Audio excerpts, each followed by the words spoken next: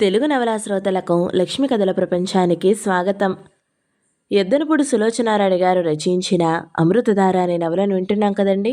ఈరోజు ఈ వీడియోలో మనం ఎపిసోడ్ 13 వినేద్దామండి. చదివి వినిపించేది పద్మిని. మర్నాడు మీటింగ్ జరిగింది. అమూల్య నివేదిక చదివింది. లెక్కలు, జమా ఖర్చులు క్షుణ్ణంగా చెప్పింది. ఫ్యాక్టరీకి ఉన్న ఆర్డర్స్ సకాలంలో అందేలా చేయాలంటే డబుల్ షిఫ్ట్లు పనిచేయాలని సూచించింది. అమూల్య నివేదిక రాయడంలో సునిశితమైన నేర్పు, సామర్థ్యాల ఆ అభిప్రాయం వ్యక్తీకరణలో నిర్మోహమాటమైన వ్యాపార దక్షత శైలి, చక్కని భావ ఉచ్చారణ వినేవారిని ముగ్ధుల్ని చేస్తుంది. ఆనందంతో ఏకగ్రీవ ఆమోదం తెలియజేశారంతా. అమూల్య ప్రతిభకి మనోజ్ తనే లోలోన ఆశ్చర్యపోయాడు. 1-2 విషయాల్లో స్వయం నిర్ణయం చేసింది. ఆ నిర్ణయం కంపెనీ లాభానికే సుమా అన్నట్టుగా ఉంది. తనకు అప్పచెప్పిన బాధ్యతని ఏకాగ్రతతో, చిత్తశుద్ధితో నిర్వర్తిస్తుంటే చాలా ఆనందంగా ఉంది. మీటింగ్ అయ్యి అందరూ డిన్నర్ తీసుకుంటుంటే షణ్ముఖం గారు దగ్గరికి వచ్చి అభినందించారు. మనోజ్, అమూల్య ఇంత బ్రిలియంట్ అని నేను అనుకోలేదు. Heartiest congratulations. You are very very lucky. నీతో పాటు మేం కూడా అన్నాడు. ఆనందరావుకి మొదటి నుంచి అమూల్య అంటే అభిమానమే. అది చదువుకున్న ఆడపిల్లలంటే అక్షరాలా అలా ఉండాలి. వ్యక్తిత్వం, ప్రతిభ, నెమ్మది, వినయం, విధేయత అంటూ మెచ్చుకునేవారు. ఈరోజు మనోజ్ వింటుండగానే, అమూల్య, మా అమ్మాయి ప్రతిభని రేపటి నుంచి నీ చేతి కింద పనిచేయడానికి ఫ్యాక్టరీకి పంపిస్తాను. మా ప్రతిభ నీ చేతి కింద పనిచేస్తే నీ లక్షణాలు వస్తాయని నా ఆశ అంటున్నారు. డిన్నర్ దగ్గరికి వచ్చేసరికి అమూల్య మూర్తీభవించిన పక్కా ఇల్లాలులాగా అతిథుల బాధ్యత స్వీకరించినట్టు అందరూ సరిగ్గా భోంచేశారా అని చూసుకుంటోంది. ఆ క్షణంలో అందరూ ఒకే కుటుంబం సభ్యుల్లాగా ఒకరి కష్టసుఖాలు ఒకరు పంచుకుంటూ, సలహాలు అడుగుతూ, సంప్రదింపులు చేస్తూ ఉన్నారు. ఈ మార్పు అందరి మధ్య, ఈ సన్నిహితమైన సమన్వయత్వం ఎప్పుడు వచ్చిందో మనోజ్ ఆశ్చర్యపోతున్నాడు. ఇదివరలో కేవలం వ్యాపార దృక్పథంగా డబ్బు లాభ నష్టాలు సరిచూసుకునే మొక్కుబడి కలయికలా ఉండే మీటింగ్ ఇప్పుడు అందరూ ఎదురుచూసే ఒక సంఘటనగా మారిపోయింది. ఇది అమూల్య వల్లనే అంటున్నారు షణ్ముఖం గారు. ఇప్పుడిప్పుడు మిగతా వాళ్ళు కూడా వారి భార్యనో, కూతురునో, కోడలినో డిన్నర్కి తీసుకుని వస్తున్నారు. మనోజ్ అందరినీ పంపి అమూల్య కోసం చూశాడు. పిఏ గోపాల్ లేరండి, షణ్ముఖం గారిని దింపమని వారితో ఇందాకే వెళ్ళిపోయాడండి అన్నాడు. మనోజ్ ఇంటికొచ్చాడు. అమూల్య గదిలో లైట్ లేదు. వచ్చి లైట్ వేశాడు. అమూల్య పడుకునుంది. వరుణ్ మెడకి ఖర్చుకున్నట్టు పడుకుని నిద్రపోతున్నాడు. మనోజ్ లైట్ తీశాడు. అతను బెడ్రూమ్లోకి వస్తూనే వెంకటి చెప్పాడు, అబ్బబ్బా, సాయంత్రం నుంచి వరుణ్ బాబు అమ్మ కావాలని ఒక్కటే ఏడుపండి. నేనే అమ్మగారిని మాణిక్యం చేత త్వరగా రమ్మనమని ఫోన్ చేయించానండి. అమ్మగారు వచ్చిన తర్వాత ఏడుపాపాడు. మనోజ్కి అర్థమైంది. మాణిక్యం ఫోన్ చేసిన సంగతి కనీసం తనకి చెప్పను కూడా చెప్పలేదు. అది తన స్వవిషయం అని కాబోలు. అతను బట్టలు మార్చుకుని వచ్చి పడుకోబోతుండగా ఫోన్ మోగింది. మనోజ్ తీశాడు. హలో హలో మనోజ్, అవతల నుంచి అగర్వాల్ పలికారు. Yes uncle. Good news. స్వప్నకి సంబంధం కుదిరింది. గురువారం ఎంగేజ్మెంట్. నువ్వు అమూల్య తప్పక రావాలి. అలాగే అంకుల్. స్వప్నకి కంగ్రాచులేషన్స్ చెప్పండి. కుర్రాడు ఏం చేస్తున్నాడు? డాక్టర్. ఐసీ. స్వప్న రేపు నీ దగ్గరికి వస్తుంది. ఇంట్లో లేదు. ఉదయ్తో వెళ్ళింది. ఉదయ్ స్వప్నకి కాబోయే భర్త. ఇద్దరిది ఒక విధంగా లవ్ మ్యారేజ్. మేం పెద్దవాళ్ళం కూడా కాదని అనలేదు. కుర్రాడు మీ వాళ్లే. మాకు శివ సంబంధం తప్పినా మీ శాఖ మాత్రం తప్పలేదు. తెలుగు వాళ్ళ అబ్బాయే. అలాగా అన్నాడు మనోజ్. ఫోన్ పెట్టేసిన తర్వాత చాలాసేపు మంచం మీద అలాగే కూర్చుండిపోయాడు. మాకు శివ సంబంధం తప్పినా మీ శాఖ తప్పలేదు. ఆయన మాటలు గుర్తుకొచ్చాయి. శివ వివాహం స్వప్నతో జరిపించారని తను ఎంతగా అనుకున్నాడు. అతను పావురాలపల్లి బామ్మకి ఫోన్ చేశాడు. ఆవిడ కులాసాగానే ఉన్నానని, మందు వేసుకున్నానని చెప్పింది. మనోజ్కి కాస్త నిశ్చింతగా అనిపించింది. మర్నాడు మధ్యాహ్నం మనోజ్ కూర్చుని పోస్ట్ చూస్తున్నాడు. స్వప్న వచ్చింది. మనో, అమూల్యకి పూటకి నువ్వు సెలవు మంజూరు చేయాలి. మేం షాపింగ్కి వెళ్ళాలి అంది. తనేం నా అధీనంలో లేదు, పూర్తి స్వతంత్రాలు అన్నాడు. మీ మగవాళ్ళంతా పై మాటలు. ఉదయ్ కూడా అలాగే అంటారు, కానీ చాలా పొజిటివ్. ఇంతకీ ఉదయ్ గురించి చెప్పలేదు? ఎలా పరిచయం? అవన్నీ టాప్ సీక్రెట్స్. స్వప్న నవ్వింది. ఇంతకీ అమూల్యని పంపిస్తున్నావా లేదా? నాకేం అభ్యంతరం లేదు. నీకు షాపింగ్లో సాయం చేయడం కూడా మా పనిలో ఒక భాగమే కదా మరి అన్నాడు. మనోజ్ అన్న మాట విన్న తర్వాత అమూల్య స్వప్నతో బయలుదేరింది. అమ్మా, నేను వస్తాను ఆడుకుంటున్న వరుణ్ బయలుదేరాడు. నువ్వొద్దు, నడవాలి చాలా, ఇంట్లోనే ఉండు అంది అమూల్య. పోనీ రాని అమూల్య అంది స్వప్న. వద్దు, ప్రశ్నలతో విసిగించేస్తాడు, మనం ఒకటి కొనబోయి ఇంకోటి కొంటాం అంటూ తిరస్కరించిన అమూల్య వరుణ్ణి వదిలేసి వెళ్ళింది. అమూల్య వెళ్ళిన తర్వాత వరుణ్ కాసేపు మనోజ్ కీచైన్తో ఆటలాడాడు. తర్వాత గుమ్మం వైపు చూస్తూ అమ్మ ఇంకా రాలేదేం అంటూ బిక్కముఖం వేశాడు. కాసేపటికి అమ్మ ఎప్పుడొస్తుంది అంటూ ఏడుపు మొదలుపెట్టాడు. మనోజ్ వరుణ్ణి బుజ్జగించేసరికి తల ప్రాణం తోక్కొచ్చినంత పని అయింది. వరుణ్ కాసేపు ఏడ్చి నిద్రపోయాడు. మనోజ్ పోస్ట్లో వచ్చిన ఉత్తరాలు ఒక్కొక్కటి చూస్తున్నాడు. వరుణ్ణి అమూల్య మాట రాకుండా మరిపించడం ఇప్పుడిప్పుడే సాధ్యం కాదని అతనికి తెలియసాగింది. ఎదురుగా చేతుల్లోకి వచ్చిన పొడుగాటి కవరు చించబోయి ఆగిపోయాడు. అది అమూల్య పేరుటుంది. కవరు తిప్పి చూశాడు. వానప్రస్థానాశ్రమం నుంచి వచ్చింది. మనోజ్ కవరు పక్కన పెట్టేశాడు. వెంకటి వచ్చి మనోజ్ ఒడిలో తలపెట్టి నిద్రపోయిన వరుణ్ణి పదిలంగా ఎత్తుకుని తీసుకుని వెళ్ళి గదిలో పడుకోబెట్టొచ్చాడు. వెంకటి, టీ కావాలి అడిగాడు. 10 నిమిషాల తర్వాత వెంకటి తనే టీ కలిపి తెచ్చాడు. నువ్వు తెచ్చావేమిటి? దుర్గెక్కడా అడిగాడు. లేదు, సినిమాకి వెళ్ళింది అన్నాడు. సినిమాకా? ఎవరితో? ఇంకెవరితో, ఆ మాణిక్యంతో. వెంకటి కింద కూర్చున్నాడు. మనోజ్ ఏ పుస్తకమో చదువుకుంటుంటే వెంకటి ఇలాగే కూర్చునుంటాడు. అది పావురాలపల్లిలో బాగా అలవాటు. ఏమిటి విశేషాలు అడిగాడు మనోజ్. ఏం లేవు. రోజు ఏం చేస్తున్నావు? పొద్దు ఎలా గడుస్తుంది నీకు? ఏముంది అబ్బాయి గారు, అమ్మాయి గారితో 10 గంటలకి ఫ్యాక్టరీకి వెళ్తానా, వచ్చే వరకు అక్కడే ఉంటానయ్యే. అక్కడ పని తొందరగా అయిపోతుంది అనుకోండి.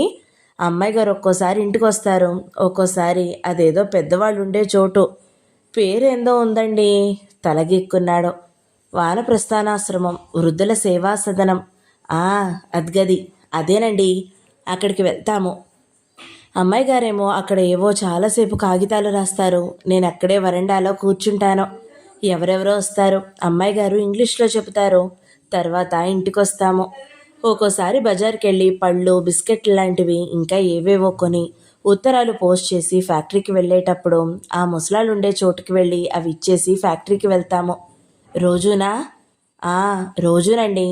ఒక్కోసారి వెళ్ళేటప్పుడు వచ్చేటప్పుడు కూడా వెళ్తామండి. అమ్మాయి గారు నిన్నొద్దని తను వెళ్ళడం లేదా? అబ్బబ్బే లేదండి, నేను రావడం, ఏ అన్నం తింటానో ఆలస్యమైతే నా కోసం పాపం ఉంటారండి అన్నాడు మనోజ్. అమూల్య తను అప్పచెప్పిన పనులు తూచా తప్పకుండా ఓ చెంప చేస్తూనే మరో చెంప శివ అప్పచెప్పిన బాధ్యతలు కూడా నిర్వర్తిస్తుందన్నమాట. కానీ అమూల్యలో తను తప్పు పట్టలేడు. ఏ పనిలోనూ లోపం లేదు. అబ్బాయి గారు, వెంకటి పిలిచాడు. మీతో ఒక విషయం చెప్పాలని చాలా రోజుల నుంచి. ఏమిటది? కరుణాకరం గారు మీకు చెప్పానని చెబుతున్నారు. బియ్యం బస్తాలు, పప్పులు ఆ టీచర్ అమ్మకి పంపిస్తున్నారండి. ఏ టీచర్ అమ్మకి? ఆమెనండి, విశాలాచమ్మ గారు. ఆవిడకెందుకు? వెంకటి మెడగొక్కున్నాడు. ఆరు పిల్లల్ని ఈయనే చూస్తాడు కదండి. అలాగా, నాకు తెలీదు. నాకు అదే అనుమానం వచ్చిందండి. నేనే 2 సార్లు బియ్యం బస్తాలో వేశానండి. ఆ టీచర్ అమ్మ తమ్ముడున్నాడే, వాడొట్టి సన్నాసండి. సరే సరే అన్నాడు. వెంకటి కాసేపు ఆగి మళ్ళీ అడిగాడు. మేము ఈ ఊరి నుంచి ఎప్పుడు వెళ్ళాలండి? ఏం విసుగ్గా ఉందా? లేదండి, కానీ ఇక్కడ ఉంటే దుర్గా చెడిపోతుందేమోనని భయం వేస్తుందండి. అదేమిటి వెంకటి? ఏమిటోనండి, ఇక్కడికి వచ్చిన తర్వాత నా మీద ఒక్కటే రొసరొసలు. ఆ మాణిక్యంతో రోజూ సినిమాలు, బజార్ నుంచి పిచ్చి పిచ్చి లోలాకులు తెచ్చి పెట్టుకుంటుంది. ఆ పల్లెటూరు రాదట దిగులుగా అన్నాడు. దుర్గతో నేను మాట్లాడతాలే అన్నాడు. వెంకట్కి అప్పుడు కానీ ధైర్యం అనిపించలేదు. స్వప్న వివాహ నిశ్చితార్థానికి మనోజ్ ఉండక తప్పలేదు.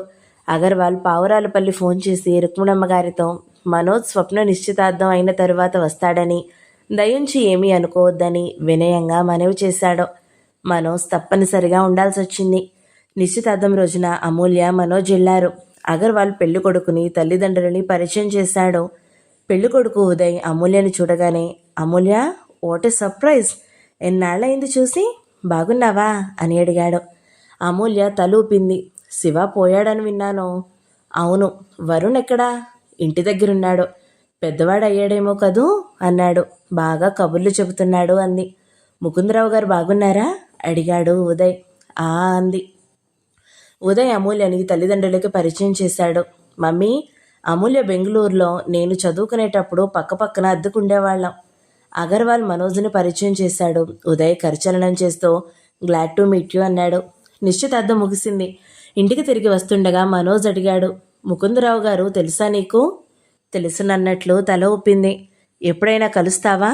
ఫోన్లో మాట్లాడతాను. ఆయన ఎలా పరిచయం? అమూల్య సమాధానం చెప్పలేదు. శివ పరిచయం చేసుంటాడు, అవునా? కాదు, ఆయనే శివాని నమ్మాకు పరిచయం చేశారు. అంటే? ముకుందరావు గారు పెద్దనాన్న వరుస అవుతారు. మా నాన్న ముకుందరావు గారి నాన్న సొంత అన్నదమ్ములు. మనోజ్ ఆశ్చర్యంగా తల తిప్పి అమూల్య వైపు చూశాడు. ఇన్నాళ్ళు చెప్పలేదేమిటి? అమూల్య మాట్లాడలేదు. మనోజ్ మౌనంగా ఉండిపోయాడు. వచ్చినప్పటి నుంచి చూస్తూనే ఉన్నాడు. అమూల్య ఏవి అశ్రద్ధగా చేయదు, చాలా జాగరూకత. మనోజ్ మాట్లాడే అవసరమే లేనట్టు చేస్తుంది. నలుగురిలోకి వచ్చినప్పుడు ఇద్దరి మధ్య ఏ కలత లేనట్లు, ఎవరికి ఏ అనుమానం రాకుండా ప్రవర్తిస్తుంది. మళ్ళా ఇద్దరు ఒంటరిగా మిగలగానే మౌనం చాటుకి వెళ్ళిపోతుంది. అమూల్య ఏదైనా చేయని. అమూల్య మీద ఆనాడు అనుకోకుండా చేసుకున్న విషయం అతని ఆంతర్యాన్ని దహిస్తుంది. అమూల్యకి క్షమాపణ చెప్పడానికి అతను సిద్ధంగా ఉన్నాడు. కానీ చిత్రంగా అవకాశం రావడం లేదు.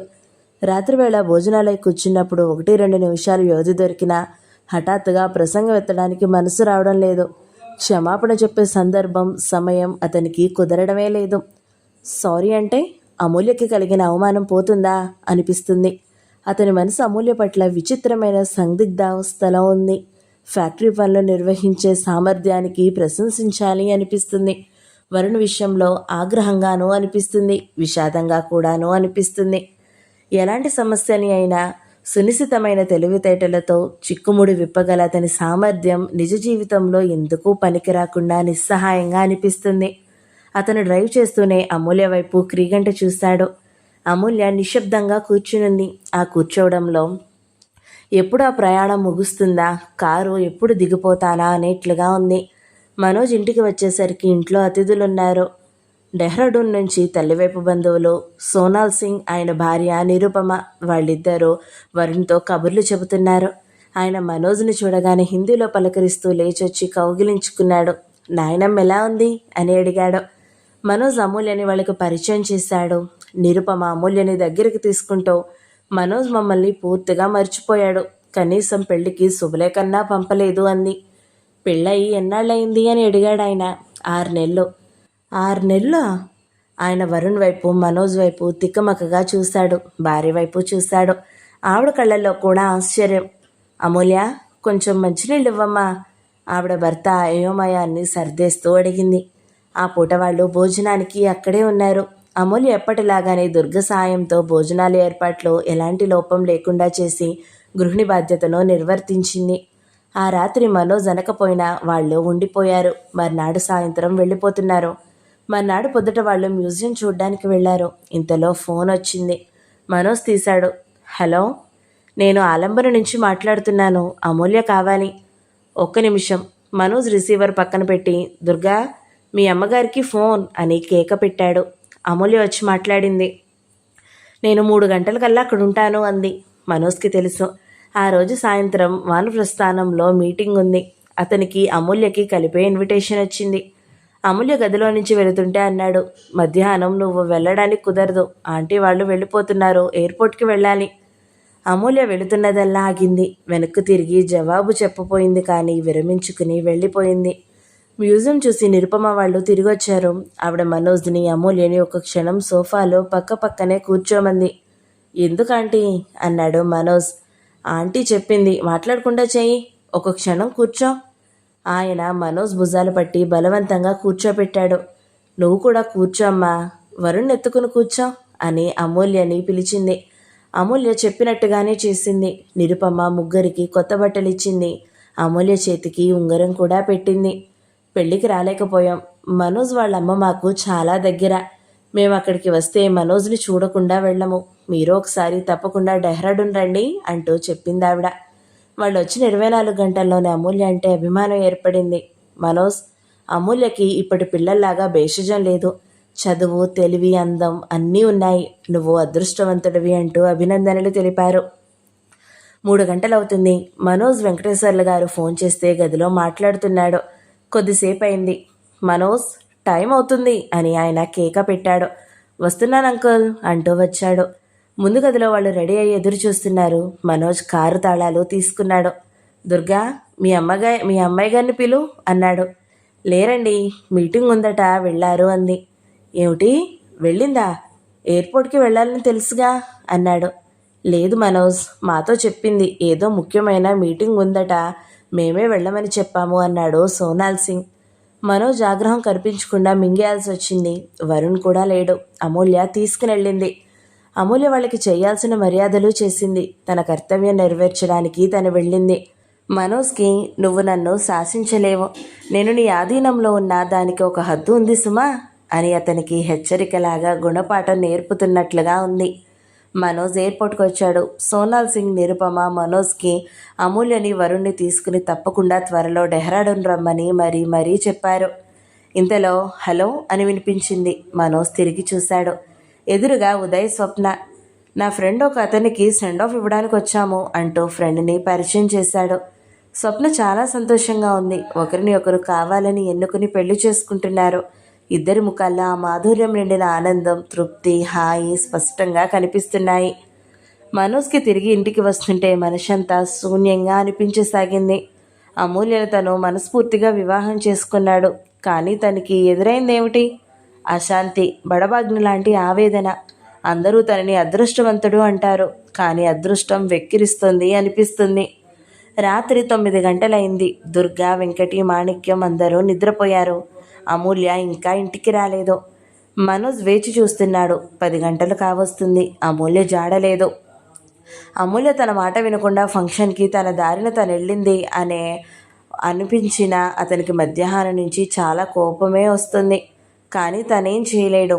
అమూల్య తన స్వతంత్ర ప్రకటన, అతన్ని నా శరీరం మాత్రమే నీ ఇష్టం, నా మనసు మీద నీ పెత్తనం ఏమాత్రం లేదు అని చెంపదెబ్బ కొట్టినట్టుగా అనిపిస్తుంది. అతను ఎయిర్పోర్ట్ నుంచి ఇంటికి వచ్చి బట్టలు మార్చుకుంటుంటే టేబుల్ మీద కవర్ కనిపించింది. అది నిరుపమ ఆంటీ అమూల్యక ఇచ్చిన చీర. దాంతోపాటు ఉంగరం పెట్టి కూడా ఉంది. ఈ మర్యాదలకి నాకు సంబంధం లేదు అని అమూల్య నిశ్శబ్ద జవాబు చేస్తుంది అనిపిస్తుంది. అతని ఆగ్రహం ఆలస్యమైన కొద్దీ ఆతృతగా మారసాగింది. అమూల్య వరుణ్ణి తీసుకుని ఎక్కడికైనా వెళ్ళిపోలేదు కదా? ఏమో. అతను వానప్రస్థానాశ్రమానికి ఫోన్ చేశాడు. ఫంక్షన్ 6:30కే అయిపోయింది. అమూల్య అప్పుడే వెళ్ళిపోయింది అని జవాబు చెప్పారు వాళ్ళు. అతనికి ఆతృత ఎక్కువ అవుతుంది. ఏమైంది అమూల్య? ఎక్కడికి వెళ్ళింది? ఇద్దరు క్షేమంగా ఉన్నారా? ఎక్కడని వెతకాలి? ఎవరికి ఫోన్ చేయాలి? అతని మనసులో ఆందోళన తరంగాలు ఉవ్వెత్తున లేవసాగాయి. లేచి బట్టలు మార్చుకున్నాడు. కారు తాళాలు తీసుకుని బయటికి వస్తుంటే ఆటో చప్పుడయ్యింది. అతను చూశాడు. అమూల్య గేటు తెరుచుకుని వస్తుంది, భుజం మీద నిద్రపోతున్న వరుణ్ణి ఎత్తుకొని. అతను ఒక క్షణం అలాగే చూస్తూ నిలబడ్డాడు. అమ్మయ్య, ఆమె రూపం, భుజం మీద క్షేమంగా నిద్రపోతున్న వరుణ్. ఈ దృశ్యం అతనిలో ఆదృత పొంగుని మెల్లగా వరద తీసేసినట్లుగా తీసేసింది. అమూల్య లోపలికొచ్చి వరుణ్ణి తన గదిలో మంచం మీద పడుకోబెట్టింది. ఇంతసేపు ఆలస్యమైతే నేను ఆదృత పడతానని తెలుసు కూడా నువ్వు కావాలని కనీసం ఫోన్ కూడా చేయలేదు, అవునా? మధ్యాహ్నం ఏమీ చెప్పకుండా వెళ్ళిపోయావు అన్నాడు. వాళ్ళకి చెప్పే వెళ్ళానంది. డైనింగ్ టేబుల్ దగ్గరికి వెళ్ళి గ్లాస్లో నీళ్ళు వంపుకుని తాగుతూ. తనేమో ఇంతవరకు అంత ఆతృతపడ్డాడో, ఈవిడ గారేమో తీరుబడిగా జవాబు చెబుతుంది. కనీసం ఆలస్యంగా వస్తారని ఫోన్ చేయొచ్చుగా. ఎక్కడి నుంచి చెయ్యాలి? నన్ను దింపుతానని అన్న శ్యామల గారి కారు ఊరి చివర ఆగిపోయింది. ఎవ్వరూ లిఫ్ట్ ఇవ్వలేదు. ఒకళ్ళు ఇస్తామని అన్న ఒంటరిగా రావడానికి భయం వేసింది. చివరికి ఒకళ్ళు దయతలిచి ఒప్పుకుంటే వాళ్ళ కారుకి కట్టి వచ్చాము. సెంటర్ దగ్గర దించి వెళ్ళారు. ఆటోలో వస్తుంటే పెట్రోల్ అయిపోయిందట, ఆగిపోయింది. నడిచి వచ్చేసరికి ఇంత టైం అయింది. మీరు అదృత పడతారని తెలుసు. కానీ అమూల్య ముఖం తిప్పేసుకుంది. మనోజ్ ఇక అమూల్యని ఏమీ అనలేకపోయాడు. 10 నిమిషాల తర్వాత అతను తలుపు వేసి పడుకోబోతుంటే ఫోన్ మోగింది. పావురాలపల్లి నుంచి కరుణాకరం చేశాడు. అబ్బాయి గారు, మీరు ఉన్న పళంగా బయలుదేరి రావాలి. బామ్మగారి పరిస్థితి ఏం బాగాలేదు. ఆవిడ మంచం మీద నుంచి లేవబోయి పడిపోయారు. అపస్మారకంలో ఉన్నారు. మనోజ్ వెంకటిని దుర్గని లేపాడు. కరుణాకరం ఫోన్ చేసిన సంగతి చెప్పాడు. అందరూ హడావిడిగా బయలుదేరుతున్నారు. అతను అమూల్యతో చెప్పలేదు. బహుశా నిద్రపోతుందేమో. అతను మాణిక్యానికి చెప్పి బయటకు వచ్చాడు. ఇంత శబ్దం అవుతున్న అమూల్య కనీసం లేచి రాలేదు. అతనికి చాలా కష్టంగా అనిపించింది. అతను చకచకా వచ్చాడు. వాకిట్లో అప్పటికే అమూల్య, వరుణ్ నిలబడున్నారు. వరుణ్ కూడా ఈ హడావిడికి నిద్రలేచాడు. మనోజ్ గ్యారేజ్లోంచి కారు బయటకు తీశాడు. అమూల్య వెనకకి వెళ్ళబోతుంటే ముందు డోరు తెరిచాడు. అమూల్య వరుణ్ని ఎక్కించి తను ఎక్కింది. మనోజ్కి ఒక ఆదృత తగ్గింది. అక్కడికి వెళితే వరుణ్, అమూల్య క్షేమంగా ఉన్నారా అనే వెరుపు అతని పడే బాధను తప్పించింది. 2 రోజులు తిరగకుండానే రుక్మిణమ్మ గారు పోయింది. మనోజ్, అమూల్య రావడం ఆవిడకి తెలియదు. ఆవిడకు మళ్ళీ పూర్తి మేలుకువ రాలేదు. ఆవిడ అమూల్య అమూల్య అని కలవరిస్తున్నట్లుగా మగతలో పిలుస్తూనే ఉంది. నేను ఇక్కడే ఉన్నాను అని అమూల్య అన్న ఆవిడకి తెలియడం లేదు. ఆ రాత్రి మనోజ్ ఆవిడ మంచం దగ్గరే కూర్చున్నాడు. ఆవిడ చిత్రంగా మనోజ్ని పిలవడం లేదు. శివ, ఒరే శివ, నా మాట వినరా నాయనా, హాయిగా ఇంటి పట్టు నుండి సుఖపడరా తండ్రి, నేను నీకు పెళ్లి చేస్తాను, వెళ్ళిపోకురా. మీ అమ్మ వెళ్ళిపోయి నన్ను బాధ పెట్టింది, నువ్వు అదే పని చేస్తావా? ఒక్కసారి అమ్మమ్మ అని పిలువు అంటూ ఏడుస్తుంది. మనో, శివకి డబ్బు ఇవ్వు, ఈ డబ్బు వాడిదే, నీది కాదు అని కోపంగా కూడా అంటుంది. ఈ ఇల్లు నాది, పెత్తనం నాది. శివ, నువ్వు ఇంట్లో ఉంటానంటే మనో వెళ్ళాల్సిందే అంటుంది. శివ, మనుతో మనం పోట్లాడకూడదురా. మనో డబ్బు సంపాదిస్తాడో అది నీకే సుఖం, ఆ డబ్బు నీకేగా, నేనే ఇస్తాను. నేను చెప్పినట్టు వాడు వింటాడురా, నాకు తెలుసు. శివ, నువ్వు సుఖపడాలిరా నాన్న. మనోజ్ ఆవిడ మంచం పక్కన కుర్చీలో నిశ్చేష్టుడైనట్టు కూర్చున్నాడు. ఆవిడ అంతర్యం మట్టడుగు పొరల్లో నిక్షిప్తం చేసిన ఆలోచనలు ఆవిడ ప్రమేయం లేకుండా ఆవిడ శక్తి పట్టుదప్పడంతో యథేచ్ఛగా బయటకు వచ్చేస్తున్నాయి. మనోజ్కి ఈ నిజాలు, ఈ కలవరింతలు తను వినకుండా ఉంటే బాగుండును అనిపించింది. ఇన్నాళ్ళు తనకు తెలియని, కలలో కూడా ఊహించని ఒక సత్యం అతని కళ్ళెదుట సాక్షాత్కరిస్తుంది. బామ్మకి తన ప్రాణం అనుకున్నాడు. కాదు, ఆవిడ పంచప్రాణాలు శివ మీదనే ఉన్నాయి. శివ కోసం ఆవిడ మనసు ఎంత కలవరిస్తుందో, ఎంత తప్పిస్తుందో ఆవిడ వేదన నిండిన శివ అన్న ఆక్రోశభరితమైన పిలిపే తెలియజేస్తుంది. ఒక్కసారి కూడా కలవరింతల్లో మనో, నాయనా అని పిలిపే లేదు. ఈ ఇంటిని నిలబెట్టడానికి, ఆస్తిని కాపాడడానికి, వంశగౌరవం ఇనుమడించడానికి ఆవిడ తనని ఒక ఉపకరణంగా వాడుకుంది. శివ మీద చూపే కర్కసత్వం ఆవిడ కలవరింతల్లో నామమాత్రం కూడా లేదు. నేను చెప్పిన మాట వినరా నాయనా అంటుంది.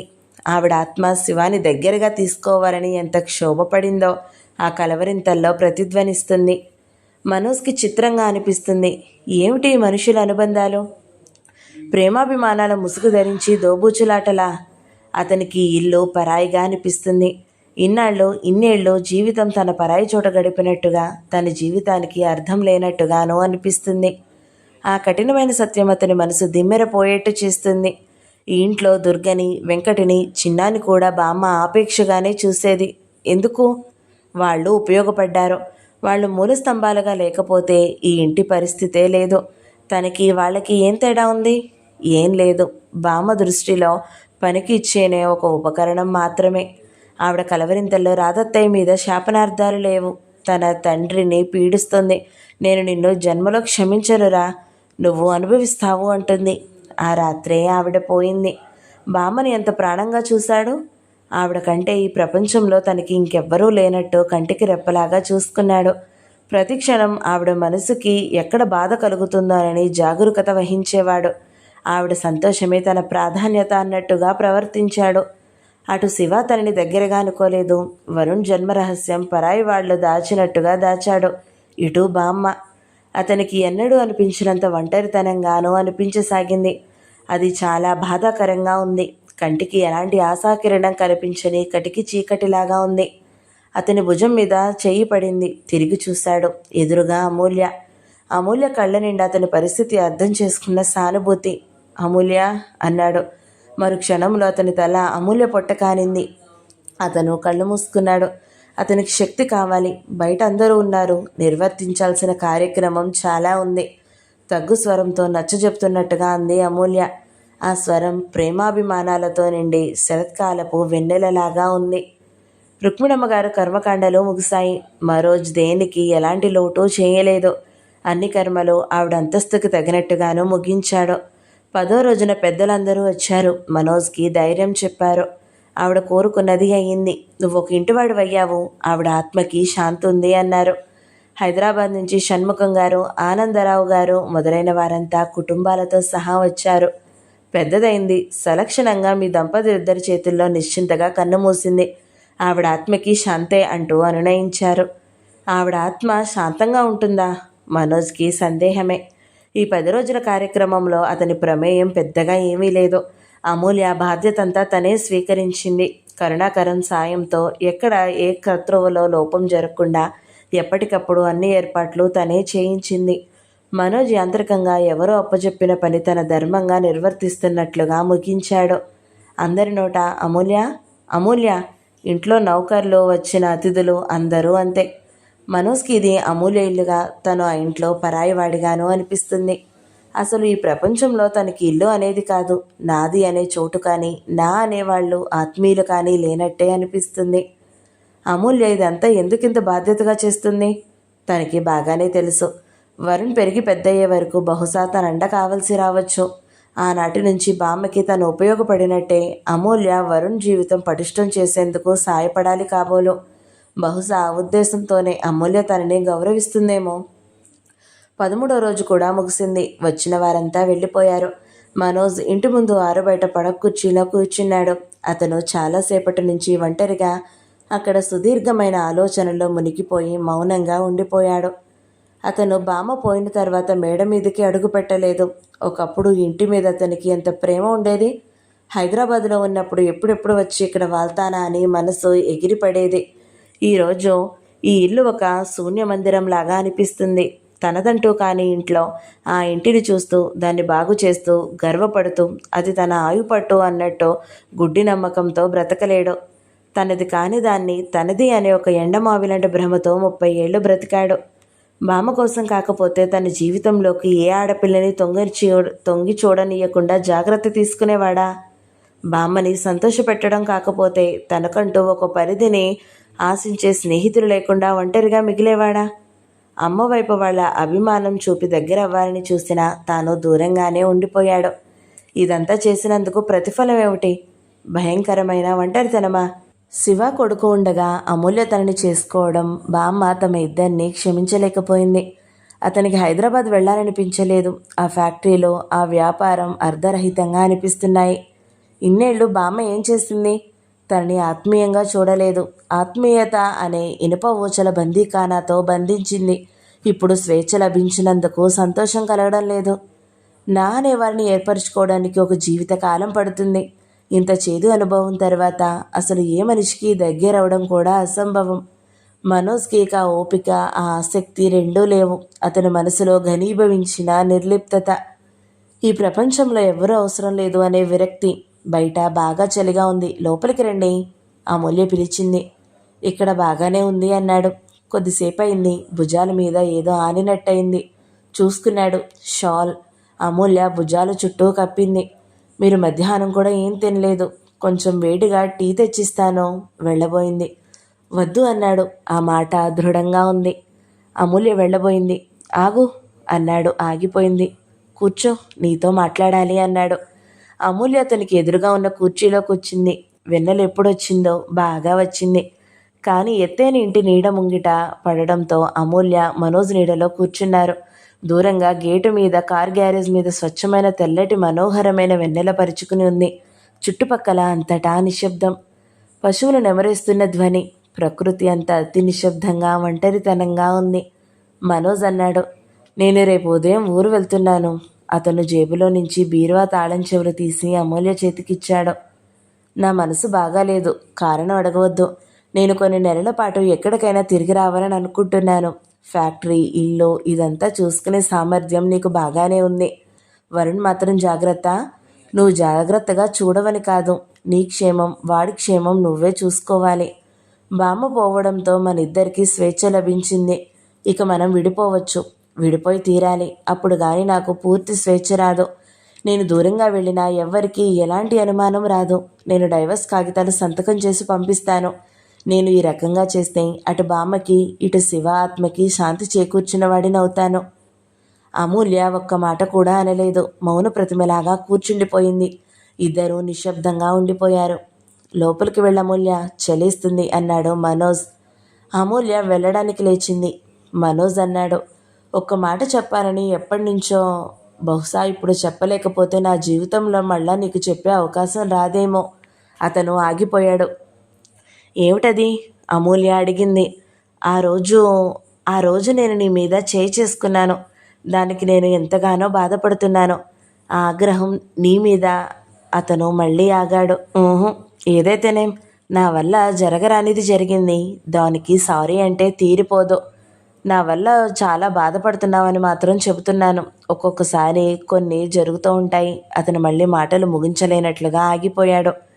అమూల్య ఒక్క నిమిషం నిలబడింది. అతను ఇక ఏమీ చెప్పలేదు. అమూల్య వెళ్ళిపోయింది.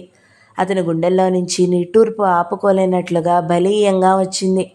మనం కలిసి ఉండడానికి ఒకరి జీవితంలోకి ఒకరు రాలేదు, విడిపోవడానికే వచ్చినట్టున్నాము అనుకున్నాడు. 10 నిమిషాల తర్వాత అమూల్య వచ్చింది.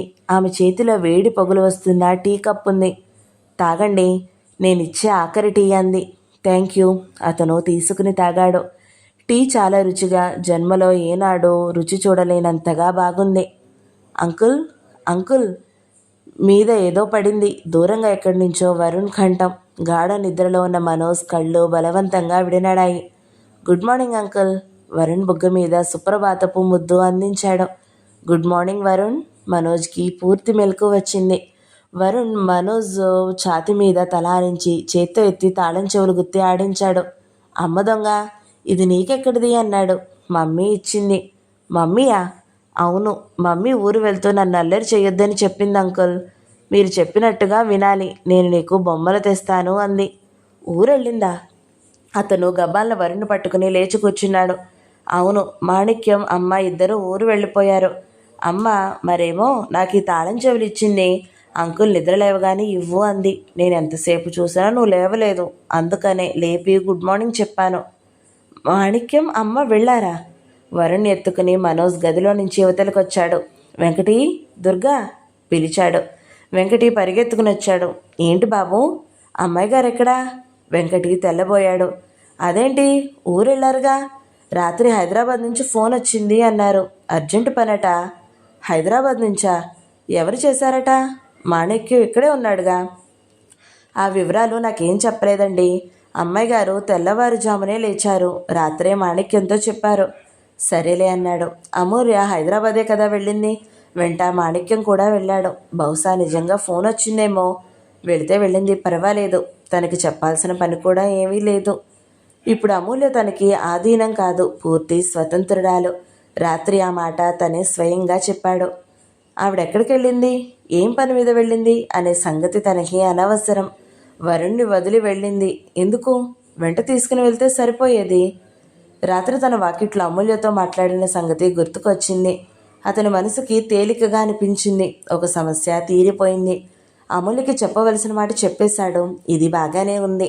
తను అమూల్యని వదిలేసి వెళ్ళినట్టు కాకుండా అమూల్య దూరంగా ఎక్కడో ఉంటుంది. మనోజ్ ఉయ్యాలో కూర్చుని పేపర్ చూస్తూ కాఫీ తాగుతూ ఉండగా కరుణాకరం వచ్చాడు. బాబు, బామ్మగారు డబ్బు వడ్డీకి ఇచ్చారట. రత్నం 25,000 వడ్డీతో సహా తెచ్చిచ్చాడు అంటూ డబ్బు కవరిచ్చాడు. ఆ పొలం సంగతి, కౌలుకి రేట్లు అవన్నీ చెప్తుంటే చెయ్యెత్తి వారించాడు. మీరిక ఆ విషయాలన్నీ అమూల్యతోనే సంప్రదించండి. ఆమె నిర్ణయమే సరైన నిర్ణయం. నేను ఉండడం లేదు. కొద్ది రోజుల పాటు ఎక్కడికైనా వెళ్ళాలని అనుకుంటున్నాను. అలాగా? కరుణాకరం కళ్ళల్లో ఆనందం దాచుకోలేకపోయాడు. వరుణ్ చిన్నతో కలిసి ఆడుతూ ఇల్లంతా పరుగులు తీస్తున్నాడు. రుక్మిణమ్మగారు పోయిన తిథి బాగాలేకపోవడంతో ఆవిడ గది మూసేశారు. ఏమిటో ఈ మనుషుల మూఢనమ్మకాలు. మనం జన్మ పొందే క్షణం మన చేతుల్లో లేదు. ఈ తనువు చాలించే క్షణం కూడా మనం కోరుకున్నట్లు జరగదు. ఇందులో మంచి చెడులు అంటూ ఇంత హంగామానా? ఊరి ప్రెసిడెంట్ గారు, మిగతా పెద్ద మనుషులు వచ్చారు. కాలేజీ బిల్డింగ్ ఫండ్ పూర్తిగా పోగైంది. శాంక్షన్ కూడా వచ్చింది. వాళ్ళంతా చాలా సంతోషంగా ఉన్నారు. మీ చేతులతో మీరే శంకుస్థాపన చేయాలి. మీకెప్పుడు వీలుంటుందో చెప్తే అన్నారు. నేను ఊరెళ్తున్నాను అన్నాడు. ఎప్పుడొస్తారో చెప్పండి, అప్పుడే పెట్టుకుందాం అన్నారు వాళ్ళు. అమూల్యకు ఫోన్ చేయండి, చెబుతుంది అన్నాడు. అలాగే. వాళ్ళు వెళ్ళిపోయారు. మనోజ్ ఆ రోజు బయలుదేరదామని అనుకున్నాడు. ఆ రోజంతా ఎవరో ఒకరు ఏదో ఒక పని మీద తన దగ్గరికి వస్తూనే ఉన్నారు. అతనికి ఆ మాటలతో, ఆ వ్యవహారాలతో ఉత్సాహం లేకపోయినా మర్యాదకి తప్పనిసరిగా భరించాడు. రాత్రైంది. అతను హైదరాబాద్ ఫోన్ చేశాడు. మాణిక్యం తీశాడు. అమ్మగారు ఆఫీస్ నుంచే ఎక్కడికో పనుందని వెళ్ళారండి, ఇంటికి రాలేదు అన్నాడు. మనోజ్ వానప్రస్థానాశ్రమానికి ఫోన్ చేశాడు. అమూల్య పావురాలపల్లి వెళ్ళింది, అక్కడికి చెయ్యండి అంటూ నెంబర్ ఇవ్వబోతుంటే ఫోన్ పెట్టేశాడు. వరుణ్ సోఫాలో నిద్రపోయాడు. వచ్చి ఎత్తుకుని భుజానేసుకున్నాడు. వరుణ్ని ఎత్తుకుంటుంటే సోఫాలో కవరు కనిపించింది. ఇందాక వచ్చినప్పుడు కరుణాకరం ఇచ్చిన 25,000 డబ్బు కవర్ అది. కాలేజీ విషయాలు మాట్లాడే ఆ సందడిలో దాని మాటే మర్చిపోయాడు. తాళం చెవులు తీసుకుని డబ్బు కవర్ అందుకుని నిద్రపోతున్న వరుణ్ణి భుజం మీద వేసుకుని మేడ మీదకొచ్చాడు. గది తాళం తీసి లోపల లైటేసి వరుణ్ణి మంచం మీద పడుకోబెట్టాడు. వెళ్ళి అల్మారా తీసి డబ్బున్న కర్వారు బీరువాలో భద్రపరుస్తుంటే ఎదురుగా అమూల్య నవ్వుతున్న ఫోటో కనిపించింది. అతను ఉలిక్కిపడ్డాడు. ఆ ఫోటో ఆ రోజు బామ్మ అక్కడ పెట్టింది, అలాగే ఉంది. తర్వాత తను కూడా దాన్ని తీయలేదు. బీరువా తీసినప్పుడు నవ్వుతూ పలకరించినట్టే ఉంటుంది. ఇప్పుడు కూడా అలాగే ఉంది. మనోజ్కి అమూల్య ఫోటో చూస్తుంటే మళ్ళీ అదే భావన. మేమిద్దరం కలిసి బ్రతకాలని అదృష్టంలో రాసులైనప్పుడు ఈ సంఘటనలేమిటి? ఇంత దగ్గరగా రావడం దేనికి? అతను బీరువా తాళం వేసేశాడు. వచ్చి మంచం మీద కూర్చున్నాడు. అతను ఆలోచిస్తున్నాడు. రేపు వరుణ్ణి తీసుకుని హైదరాబాద్ వెళ్ళిపోవాలి. వరుణ్ణి అమూల్యకి అప్పచెప్పేయాలి. అతని ముఖం యాదాలాభంగా శివ తను ఉన్న ఫోటో వైపు తిరిగింది. అక్కడ ఆ ఫోటో కింద కాగితాలు కనిపిస్తున్నాయి. ఫోటో అంచు కింద ఎగరకుండా జాగ్రత్తగా పెట్టిన కాగితాలు. మనోజ్ వాటిని తీసుకుని చూశాడు. అమూల్య రాసిన ఉత్తరం. అమూల్య తాళం చెవులు వరుణ్కి ఇవ్వడంలో ఆంతర్యం అతనికి అర్థమైంది. అతను ఉత్తరం చదవసాగాడు. అమృతధార 13వ భాగం సమాప్తం. ఈ వీడియో మీకు నచ్చినట్లయితే లైక్ చేయండి, షేర్ చేయండి, మంచి కమెంట్ పెట్టండి. ఎవరైనా మొదటిసారి మన ఛానల్ని చూస్తున్నట్లయితే సబ్స్క్రైబ్ చేసుకోండి. అమూల్య ఏం ఉత్తరం రాసిందో వచ్చే ఎపిసోడ్లో తెలుసుకుందాము. అంతవరకు సెలవా మరి. నమస్తే.